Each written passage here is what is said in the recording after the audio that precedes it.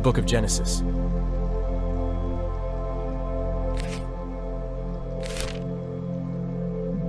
In today's Bible study, we will focus on Genesis 1, verses 1 to 31. We will examine the first chapter of Genesis, which describes God's creation of the world. Through our study, we will gain a deeper understanding of God's creative work and its significance in our lives.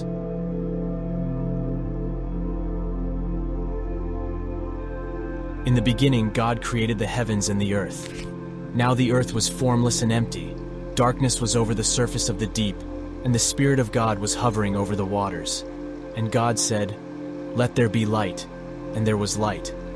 God saw that the light was good, and he separated the light from the darkness.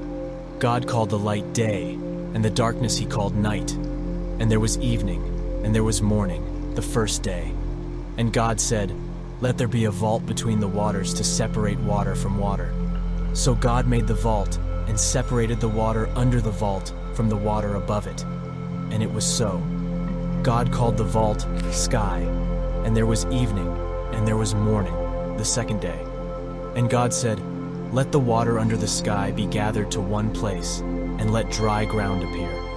And it was so. God called the dry ground land, and the gathered waters he called seas. And God saw that it was good. Genesis 1, verses 1 to 10, describes the creation of the heavens and the earth, and the establishment of light, sky, and land. In the beginning, God created everything, and the earth was initially formless and empty. But God's Spirit was present, hovering over the waters, showcasing his active role in creation.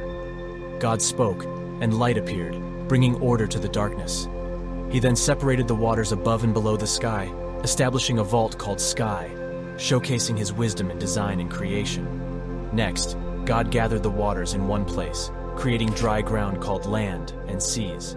This demonstrates God's intentionality and organization in shaping the earth.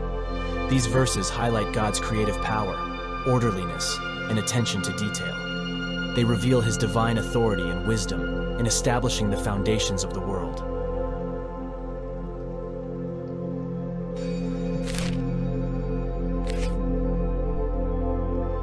Then God said, "Let the land produce vegetation, seed-bearing plants and trees on the land that bear fruit with seed in it, according to their various kinds."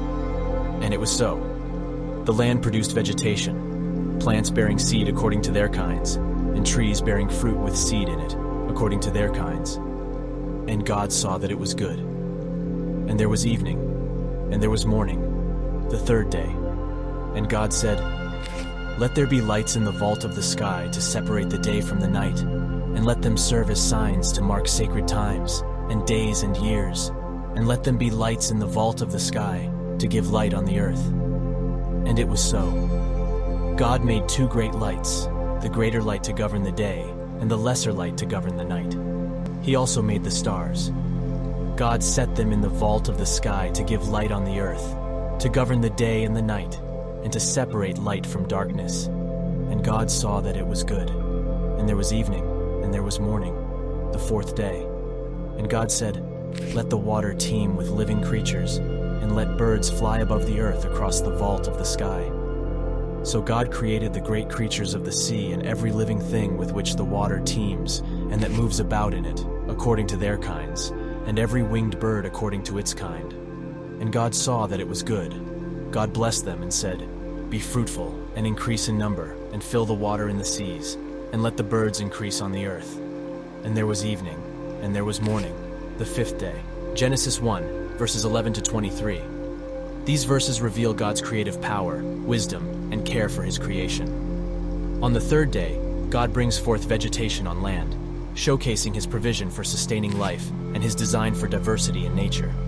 On the fourth day, God establishes lights in the sky to mark day and night, symbolizing his orderliness and guidance in our lives, and emphasizing his vastness and creativity in the universe. On the fifth day, God fills the waters with living creatures and birds, showcasing his abundance and care for every aspect of his creation.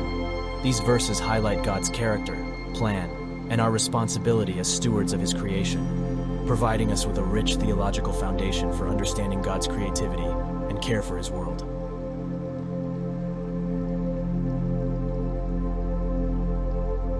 And God said, "Let the land produce living creatures according to their kinds, the livestock, the creatures that move along the ground, and the wild animals, each according to its kind." And it was so. God made the wild animals according to their kinds, the livestock according to their kinds, and all the creatures that move along the ground according to their kinds. And God saw that it was good. Then God said, "Let us make mankind in our image, in our likeness, so that they may rule over the fish in the sea, and the birds in the sky, over the livestock and all the wild animals, and over all the creatures that move along the ground."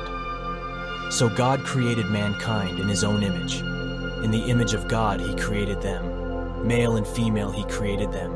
God blessed them and said to them, "Be fruitful and increase in number, fill the earth and subdue it, rule over the fish in the sea and the birds in the sky, and over every living creature that moves on the ground."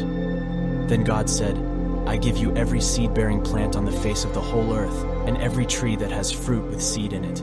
They will be yours for food.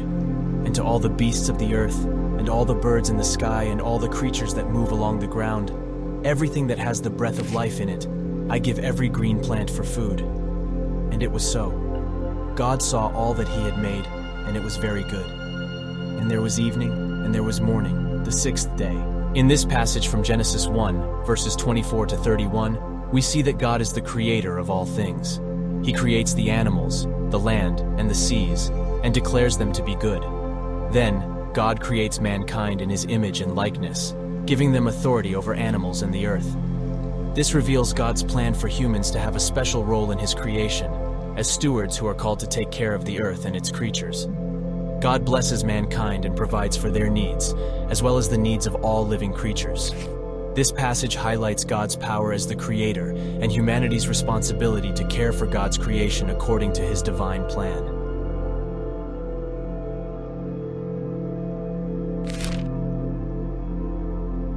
Thank you for watching. God bless you, and see you soon in our next Bible study.